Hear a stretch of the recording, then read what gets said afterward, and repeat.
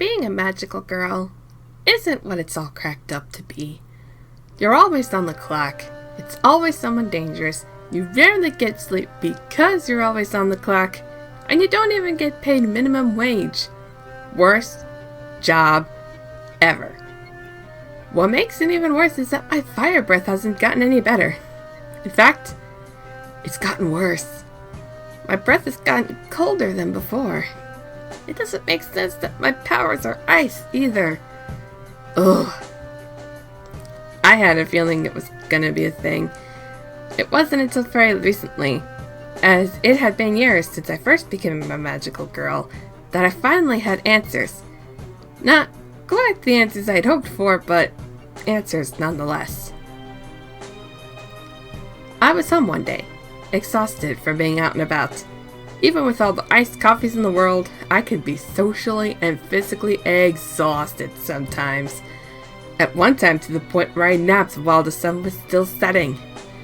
During one of my normal 3-hour naps, a fairy appeared in my room. Dragons, all dragons, have a fear of fairies that runs in our blood. It's genetic. It cannot be bred out. It's as natural as breathing. So, when I woke up, I screamed at the top of my lungs. It wasn't the best way to wake up, but she assured me she wasn't there to hurt me. Then I remembered something strange about her.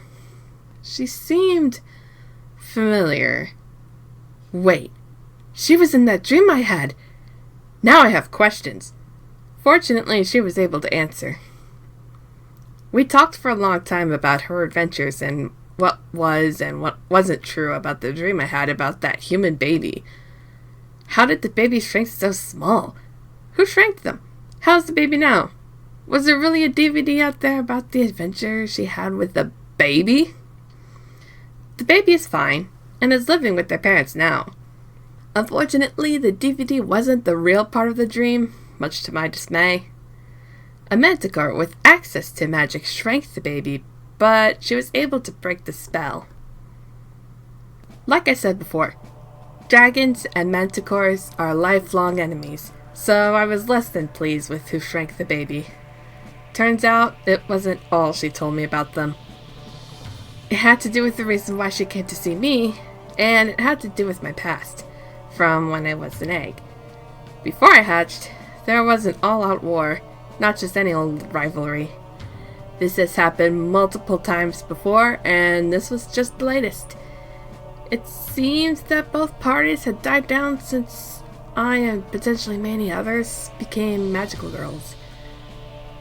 I asked if that meant I would be able to see my dragon parents now. Unfortunately, she said it's still not safe. Ever since I was sent here all those years ago, they grew to become uncaring of those from the human world, regardless if they were a dragon, a fairy, and especially if they were human. They had grown cold, just like their powers. Powers? Cold? But dragons have always had fire powers, right? According to myth, yes, but in reality there were many kinds. My parents were ice dragons, which meant I was too. Magic snowflakes appeared. It was yet another magical girl transformation. My wand disappeared.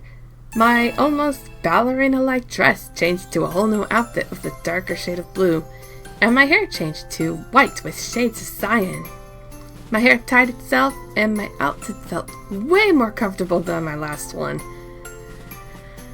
I'm still wearing a skirt, though. I still have to deal with it. Oh well. My powers became stronger, but at least it isn't urgent for it to be a secret anymore.